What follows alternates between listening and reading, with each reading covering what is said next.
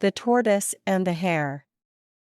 This is an extremely popular story about a hare and a tortoise. The hare is an animal that is known to move quickly, while a tortoise is one to move slowly.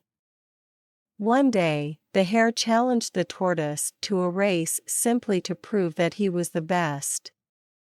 The tortoise agreed. Once the race began, the hare was easily able to get a head start. Upon realizing that the tortoise is far behind, the overconfident hare decided to take a nap.